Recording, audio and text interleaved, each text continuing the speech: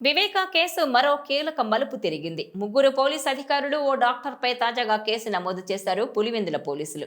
వివేకా కేసులో 2 ఏళ్ల కిందట తనను ఇబ్బంది పెట్టారని అప్రూవర్ దస్తగిరి ఇటీవల ఇచ్చిన ఫిర్యాదు మేరకు ఓ డీఎస్పీ, సిఐ, జైలు సూపరింటెండెంట్, నిందితుడు శివశంకర్ రెడ్డి కుమారుడు చైతన్యరెడ్డిపై పోలీసులు చర్యలకు దిగారు.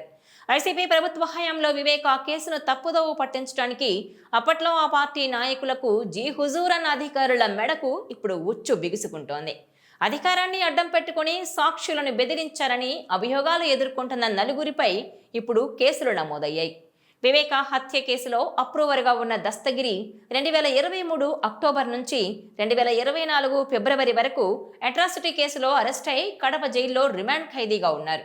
అయితే తనను అరెస్టు చేసే సమయంలో ఎర్రగుంట్ల పోలీసులు దురుసుగా ప్రవర్తించినట్టు ఫిర్యాదు చేశాడు దస్తగిరి. ఎర్రగుంట్ల సీఐ ఈశ్వరయ్య, జమ్మలమడుగు డీఎస్పీ నాగరాజు తనను పోలీస్ స్టేషన్లో ఇబ్బంది పెట్టి బెదిరించారని, వివేకా కేసులో సిబిఐ ఎస్పీ రామ్ సింగ్ కు వ్యతిరేకంగా మాట్లాడాలని, అలాగే వైఎస్ కుటుంబానికి మద్దతుగా ఉండాలని బెదిరించారని, వారి మాటలను ఖాతరు చేయకపోవడంతో స్టేషన్లో కొట్టారని కూడా కంప్లైంట్ చేశాడు. ఆ తర్వాత జైల్లో ఖైదీలకు మెడికల్ క్యాంప్ ఏర్పాటు పేరుతో వివేకా కేసులో 5వ నిందితుడు దేవిరెడ్డి శివశంకర్ రెడ్డి కుమారుడు డాక్టర్ చైతన్యరెడ్డి జైలుకొచ్చి తనను బెదిరించాడని పేర్కొన్నాడు. ఎస్ఎస్ఆర్ బ్యారక్లోకి వచ్చిన డాక్టర్ చైతన్యరెడ్డి ఈ కేసులో మా నాన్న శివశంకర్ రెడ్డి, అవినాష్ రెడ్డి, భాస్కర్ రెడ్డి చాలా ఇబ్బందులు పడుతున్నారని, భాస్కర్ రెడ్డి ఆరోగ్యానికి ఏమైనా హాని జరిగితే నిన్ను లేపేస్తామని హెచ్చరించాడని దస్తగిరి ఫిర్యాదులో పేర్కొన్నాడు. మరోవైపు సిబిఐ ఎస్పీ రామ్ సింగ్ కు వ్యతిరేకంగా సాక్ష్యం చెప్పడంతో పాటు వైఎస్ కుటుంబానికి అనుకూలంగా మాట్లాడితే 20 కోట్ల రూపాయలు ఇస్తామని చైతన్యరెడ్డి ప్రలోభ పెట్టినట్టు తెలిపాడు దస్తగిరి. ఇవన్నీ తన భార్య ద్వారా మీడియాలో రావడంతో కడప జైలు సూపరింటెండెంట్ ప్రకాష్ తనను జైల్లో చిత్రహింసలు పెట్టాడని వెల్లడించాడు.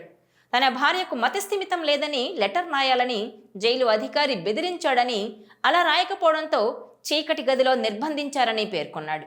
ఇక జైల్లో సీసీ ఫుటేజ్ మాయం చేశారని వెల్లడించాడు. వీటన్నింటిపై సమగ్ర విచారణ జరిపి న్యాయం చేయాలని కొత్తగా వచ్చిన కడప ఎస్పీ అశోక్ కుమార్ దృష్టికి తీసుకెళ్లాడు దస్తగిరి. ఎస్పీ ఆదేశాల మేరకు ఈ నెల 3న పులివెందుల పోలీసులు వివిధ సెక్షన్ల కింద నలుగురిపై కేసులు నమోదు చేశారు. ఇక వివేకా కేసులో 5వ నిందితుడు దేవిరెడ్డి శివశంకర్ రెడ్డి కుమారుడు చైతన్యరెడ్డి ఈ కేసులో A1 కాగా, గతంలో కడప జైలు సూపరింటెండెంట్ ప్రకాష్ A2గా కేసు నమోదైంది.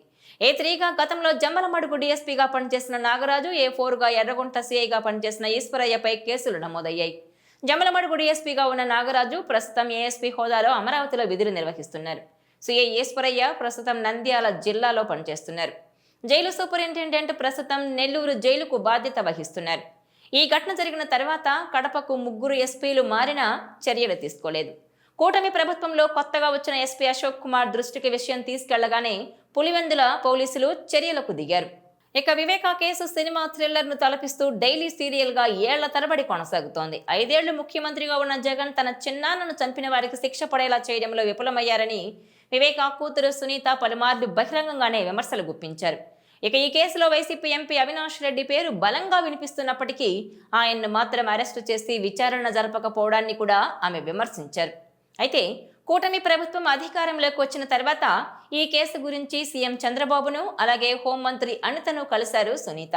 ఆ తర్వాత కేసు విచారణ వేగవంతమైంది. ఈ క్రమంలోనే ఈ కేసులో అప్రూవర్గా మారిన దస్తగిరి గతంలో సంచలన ఆరోపణలు చేశాడు. కడప సెంట్రల్ జైల్లో తానున్నప్పుడు చైతన్య తనను కలిసి మభ్యపెట్టారని ఎస్పీకి ఫిర్యాదు చేశాడు.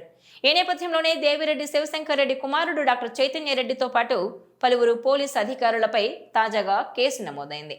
2023 నవంబర్లో జైల్లో మెడికల్ క్యాంప్ ఏర్పాటు చేసిన చైతన్యరెడ్డి తనను బెదిరించారని దస్తగిరి ఆరోపించాడు. బాధితుల ఒత్తిడి వల్ల అప్రూవర్గా మారి అబద్ధాలు చెప్పాల్సి వచ్చిందని, అలా చెప్పమని చైతన్య ఒత్తిడి తెచ్చాడని పోలీసులకు ఇచ్చిన ఫిర్యాదులో దస్తగిరి పేర్కొన్నాడు. తాము చెప్పినట్టు చేస్తే 20 కోట్లు ఇస్తామని చైతన్య ఆఫర్ చేశాడని ఫిర్యాదు చేశాడు. నిందితులకు మద్దతుగా ఉండాలని కొందరు పోలీసులు కూడా తనపై ఒత్తిడి తెచ్చారని దస్తగిరి కంప్లైంట్ ఇచ్చాడు. దీంతో DSP Nagaraju, CI Eshwaraiah, central jail superintendent ప్రకాష్లపై కూడా కేసు నమోదైంది. దస్తగిరిని బెదిరించినట్టు ఆరోపణలు ఎదుర్కొంటున్న చైతన్యరెడ్డికి గతంలో సుప్రీంకోర్టు నోటీసులు కూడా జారీ చేసింది. అయితే జైలుకు మెడికల్ క్యాంప్ కోసం వెళ్లానని, దస్తగిరిని బెదిరించలేదని చైతన్యరెడ్డి చెప్పాడు. మరోవైపు వివేకా కూతురు సునీత కూడా తాజాగా మరోసారి కోర్టుకెళ్లారు. 6 నెలల్లో కేసు విచారణ పూర్తి చేసేలా సిబిఐ కోర్టును ఆదేశించాలని కోరారు. ఈ పరిణామాలన్నీ చూస్తుంటే వివేక కేసు త్వరలోనే ఓ కొలిక్కొచ్చే అవకాశం ఉందని, ఇక దోషులు మరెంతో కాలం తప్పించుకోలేరని, వాళ్ళు ఓచలు లెక్కబెట్టే రోజు మరెంతో దూరంలో లేదన్న అభిప్రాయం వ్యక్తమవుతోంది. ఈ వీడియో మీకు నచ్చినట్లయితే please share, like and subscribe R24 Telugu.